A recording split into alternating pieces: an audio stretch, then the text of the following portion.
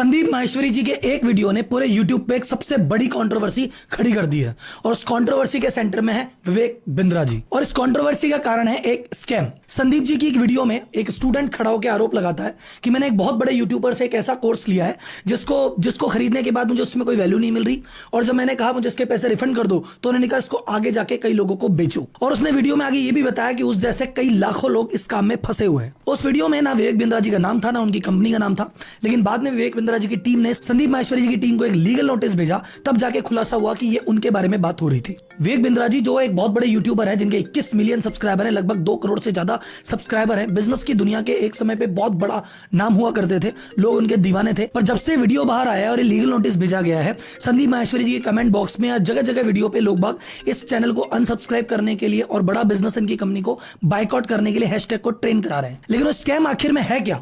दुनिया जिसको स्कैम कर रही है वो वास्तव में स्कैम भी है या एक छोटी सी बिजनेस मॉडल की गलती? क्या सभी बिजनेस कोच ऐसे ही होते हैं? क्या बिजनेस कोर्स बेचना गलत है? और जिन लाखों लोगों के साथ ये हुआ, आखिर हुआ कैसे? वो इस दलदल में क्यों फंस गए? और आगे भविष्य में ऐसा क्या करें कि हमारे साथ या किसी के भी साथ ऐसा धोखा ना हो? मैं खुद एक बिजनेस कोच हूं, यूट्यूब पे 5 मिलियन से ज्यादा फॉलोअर हैं, इस इंडस्ट्री को अंदर से जानता हूं, तो मैं आपको अंदर की बात बताता हूं कि इस इंडस्ट्री में क्या प्रॉब्लम है, क्या सॉल्यूशन है, और कोर्स खरीदते टाइम किन बातों का ध्यान रखना चाहिए, और वास्तव में ये जो चल रहा है इसके पीछे माजरा क्या है। और last but not the least, एक बिजनेस कंसल्टेंट होने के नाते आपको इस पूरी कंट्रोवर्सी के लास्ट में ये जरूर बताऊंगा कि हम इससे क्या बिजनेस लेसन सीख सकते हैं। तो जनता जनार्दन की जय बोल के करते हैं वीडियो की शुरुआत।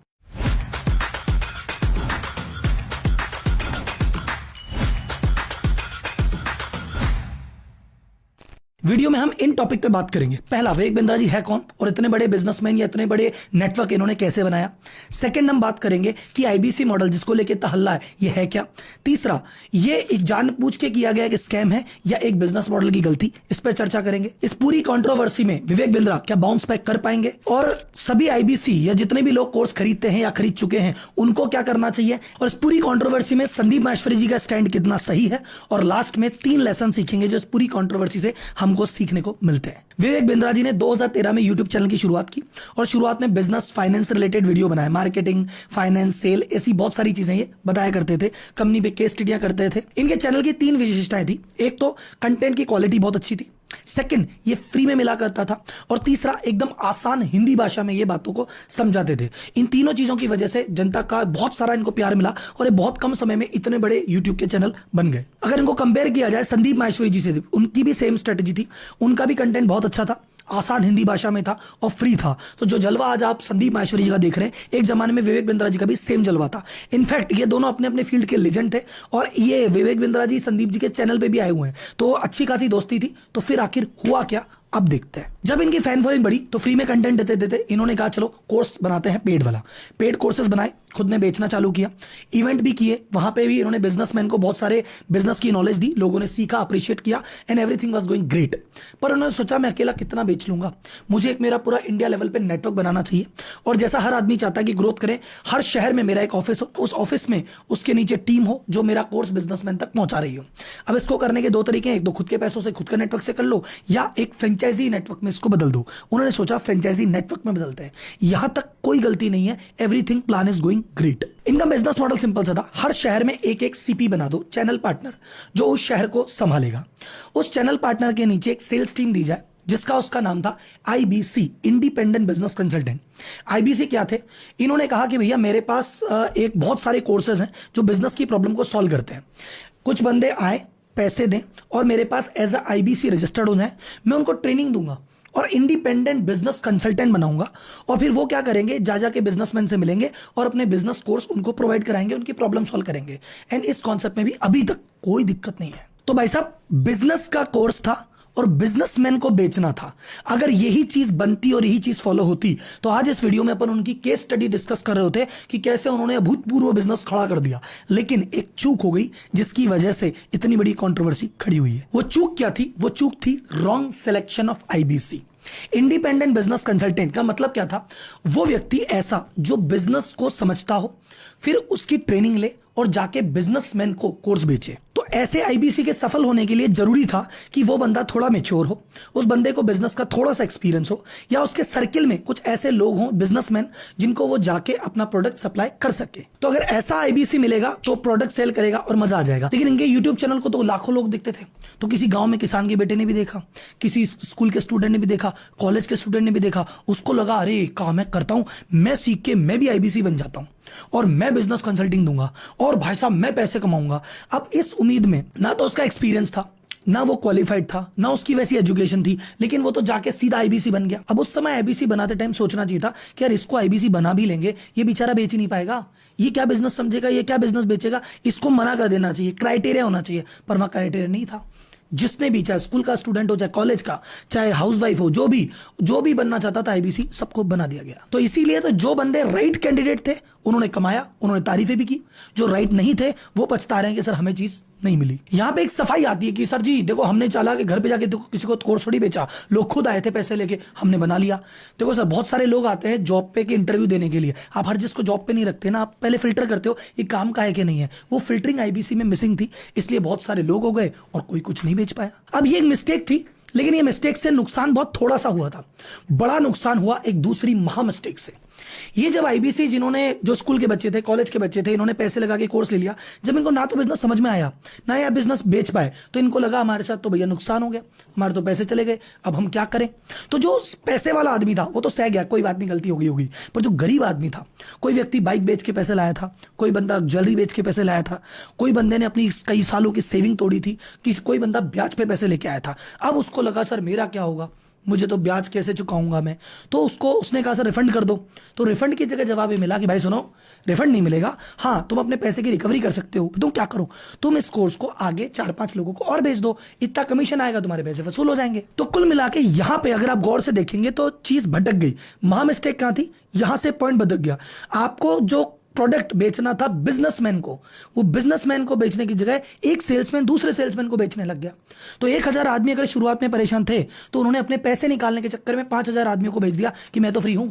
उन 5 ने 25 को, 25 ने 125 को, और ये जो चीज सैकड़ों लोगों पे खत्म हो सकती थी कि यार ये लोग ढंग के नहीं है, ये उनका पैसा वसूल नहीं हो रहा, इनको रिफंड करो, इनकी जगह दूसरा लेते हैं, वो चीज सैकड़ों से हजारों और हजारों से लाखों में पहुंच गई। तो भाई साहब बहुत सारे लोग जिस चीज को स्कैम बोल रहे हैं कि स्कैम हो गया, स्कैम हो गया, स्कैम हो गया, मेरी नजर में, एक बिजनेस कंसल्टेंट की नजर से अगर मैं देखता हूं उस पूरे बिजनेस मॉडल को, ये बिजनेस मॉडल की बहुत बड़ी फंडामेंटल कमी है। पहली कमी थी आईबीसी का ढंग से सिलेक्शन ना होना।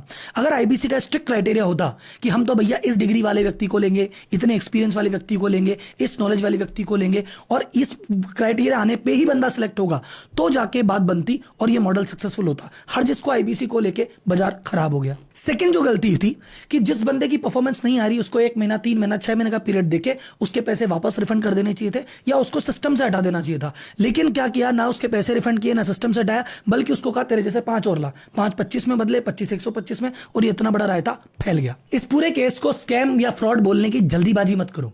अगर ये चीज उन्होंने, विवेक बिंद्रा जी ने स्वयं ने जानबूझ के की है, फिर स्कैम है, फिर फ्रॉड है।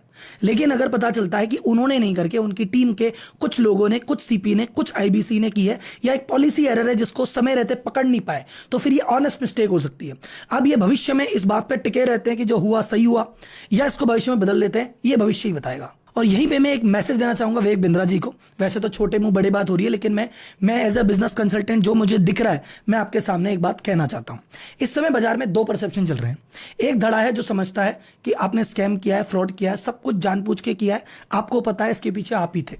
दूसरा धड़ा वो कहता है कि नहीं जी, विवेक जी की गलती नहीं है, ये तो इनके पीछे कोई टीम ने, कुछ लोगों ने गलतीबाजी कर दी होगी, ये ऑनेस्ट मिस्टेक है, आज नहीं तो कल विवेक जी इसको सुधार लेंगे। अब आप आगे क्या एक्शन लेते हैं, उससे आपकी इंटेंशन दुनिया के सामने क्लियरली आ जाएगी। अगर अभी आप एक्सटर्नल एक्शन ही लेते रहेंगे कि जो बंदा वीडियो बना रहा है उसको लीगल नोटिस भेज दो, उसके घर चले जाओ, उसके चैनल को रिपोर्ट कर दो, उसको फोन करवा दो, तो फिर दुनिया आपकी पहले स्कैम वाले माइंडसेट पे जाएगी कि अरे बंदा अपनी गलती नहीं मान रहा, शायद उन्होंने जानबूझ के किया होगा। लेकिन अगर आप सेकंड पोर्शन पे जाते हैं, जो कि मैं हाथ जोड़ के आपसे निवेदन करता हूं कि कृपया आप इस चीज पे जाइए, आप अपनी पॉलिसी को रिव्यू कीजिए, क्या कमी है उसको ठीक कीजिए। आप अपनी टीम का रिव्यू कीजिए कि कोई गंदी मछली कोई आपकी टीम में तो नहीं बैठी जो सब कुछ चीजें बिगाड़ रही है, उसको दुरुस्त कीजिए।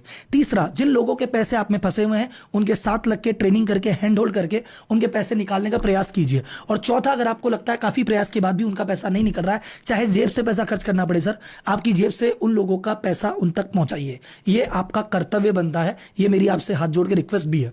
आपकी नेटवर्थ में देख कुछ करोड़ रुपए कम हो जाएंगे, लेकिन उन गरीबों के 20,000 25,000 जैसे ही घर में जाएंगे उनकी आंखें खिल जाएगी और उनकी दुआओं से आपका जो ये नेटवर्थ कम हुई है ना, ये डबल से बढ़ जाएगी। सर संदीप जी और आप दोनों अपने अपने फील्ड के दिग्गज खिलाड़ी हो, लीजेंड हो, लेकिन संदीप जी ने पैसे छोड़े, प्यार कमा लिया, इज्जत कमा ली। आपने पैसे के चक्कर में वो प्यार चीज अभी हाथ से निकलती जा रही है। मेरी उम्मीद है कि आप सब ठीक कर देंगे, आप बाउंस बैक करेंगे, इन गालियों को तालियों में बदल देंगे। लेकिन जो मैंने आपको कहा सर, इन आईबीसीओ का, इन गरीबों का पैसा प्लीज या तो रिफंड कीजिए या इनको वापस दिलाने में मदद कीजिए। आईबीसी कम्युनिटी, जिन भी लोगों ने कोर्स खरीदा और आज परेशान है कि हम फंस गए, उनसे मेरा एक निवेदन है भैया, जब भी आप कोर्स खरीदें, किसी भी कोर्स को खरीदें, उससे पहले आप उस कोर्स को चेक कर लीजिए आपके ये काम का भी है कि नहीं, ये आपके लिए अफोर्डेबल है कि नहीं है। अगर आपकी जेब की कैपेसिटी है कि यार 500 रुपए अफोर्ड कर सकते हैं, सिर्फ 500 रुपए का कोर्स लीजिए और उसको सीख के, उस 500 रुपए की नॉलेज से सीख के 2000 कमाइए, फिर 2000 का कोर्स लीजिए और 2000 का सीख के फिर 20,000 का कोर्स लीजिए। धीरे धीरे आगे बढ़िए, एक बार में कूदने से कुछ नहीं होगा।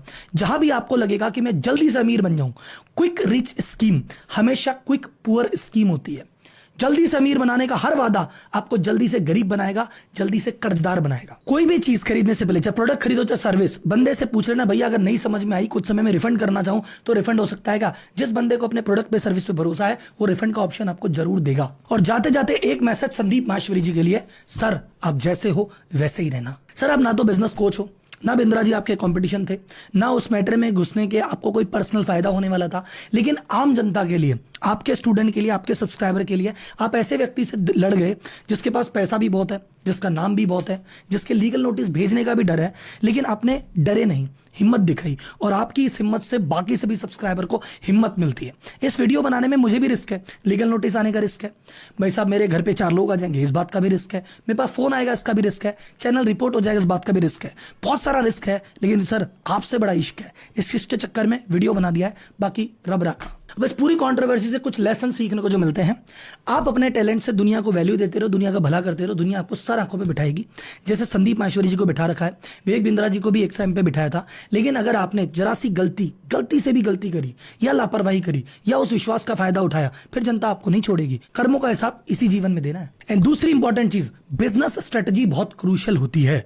बिजनेस स्ट्रेटजी अगर सही बन गई तो सक्सेस है, और जरा सी गलती हो गई तो सक्सेस स्कैम में बदल जाती है। एक बिजनेस कंसल्टेंट होने के नाते बात कह रहा हूं। तीसरा, अपनी टीम, अपनी संगति बड़े ढंग से चुनो। कई बार हो सकता है आप अलग डायरेक्शन में, आपकी टीम, आपकी संगत आपको गलत डायरेक्शन में ले जाती है, चाहे वो गलत डिसीजन लेगी, आपकी टीम गलत डिसीजन लेगी, लेकिन जो अल्टीमेटली सूली पे चढ़ना है वो आप ही को चढ़ना है। तो जिम्मेदार आप ही हो, तो आप ये नहीं कह सकते मुझे ध्यान नहीं था, पीछे से किसी ने कर दिया। हर जिम्मेदारी आपको लेनी है। तो ये टीम बड़ा सोच समझ के चुनो। मेरे YouTube पे 5 मिलियन सब्सक्राइबर हैं, 500 से ज्यादा वीडियो बना चुका हूं।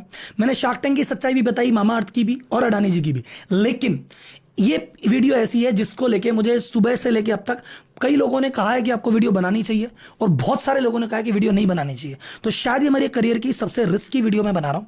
अब इसके बाद क्या होगा क्या नहीं होगा, इसको लेके मैं और मेरी पूरी टीम तैयार है। आपका साथ बस बना रहे, ये छोटी सी इच्छा है। आपने अगर इस वीडियो से कुछ सीखा या आपको क्लैरिटी मिली, कुछ लर्निंग मिली, या आपको भविष्य में कोर्स को लेके या संदीप जी को लेके या विवेक जी को लेके कोई चीज लगी और आपको लगता है कि यार आईबीसी का हक उनको मिलना चाहिए, तो इस वीडियो को लाइक कीजिए, ज्यादा से ज्यादा शेयर कीजिए, हर ग्रुप में, हर लोगों तक, हर चैनल पे इसको पहुंचाइए। यही आपसे रिक्वेस्ट है। धन्यवाद। जय हिंद।